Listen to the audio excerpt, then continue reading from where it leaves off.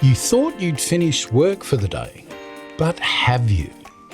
You've logged off, shut the laptop, walked out of the office, but your nervous system hasn't. Your jaw's still tight, your breathing's a bit tense, your mind is definitely replaying conversations. You get home, but are you fully present? You've got one foot in the front door, but the other one's back at work.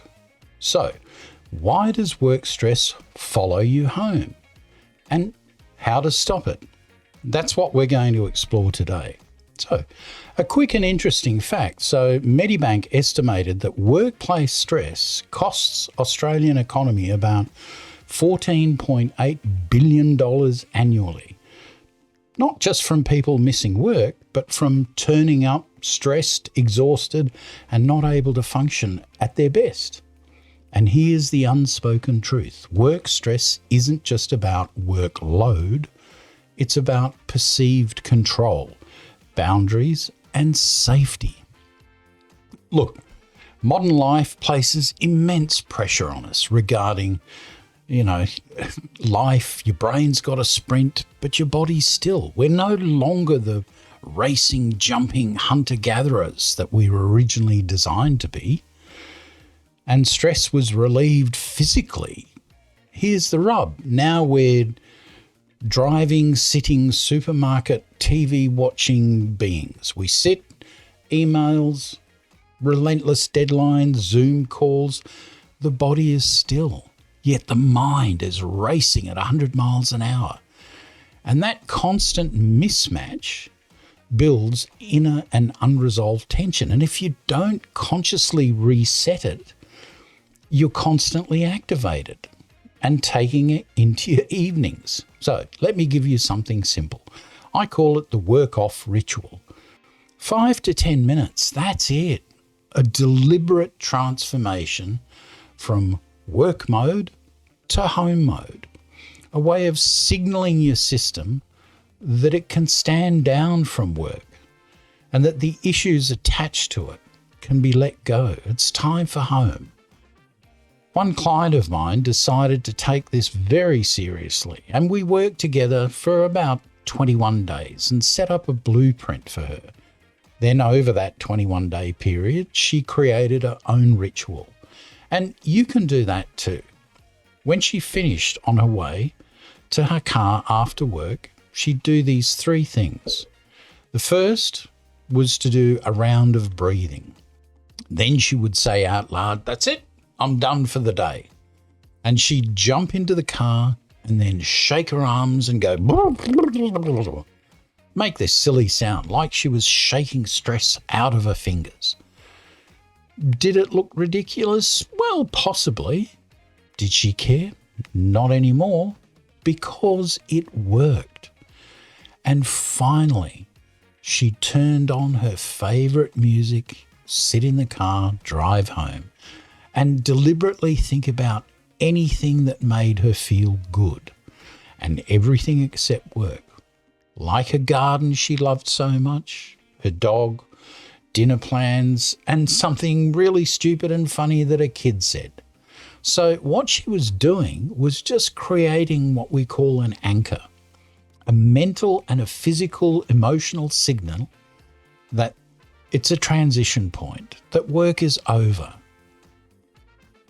And over a few weeks, her unconscious system and emotions started responding faster and faster to those signals.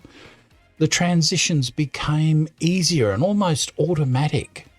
By the time she walked through the front door, she was there, emotionally, mentally, not half in the office and half there. So the power of such a ritual is not sophisticated. It's about consistency.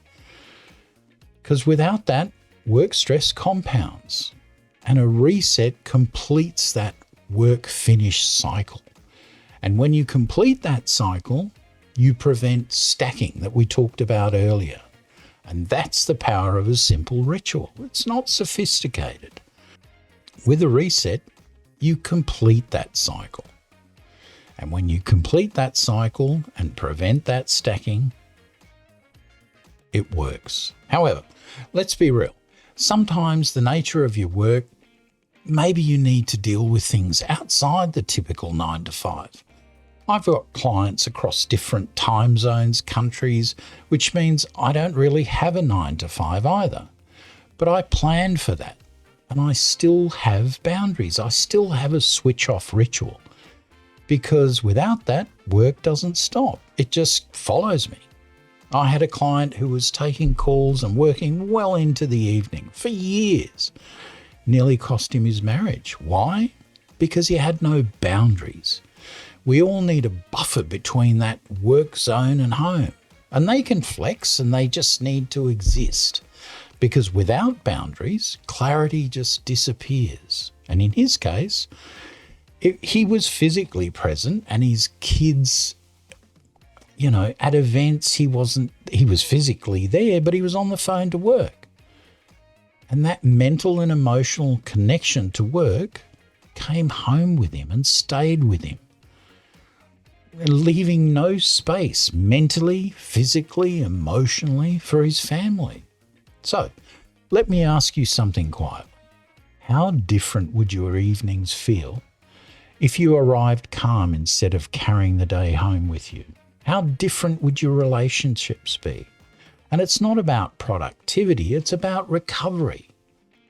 How different would your sleep be? That's what we'll be unpacking next. A common problem for high-functioning people is, why can't I switch off at night? And how do I reset so I can stop the thief in the night that sneaks in and steals my sleep? And for now, be intentional. Design your ritual. Keep it simple. Make it yours. Enjoy the experience, because this is about you.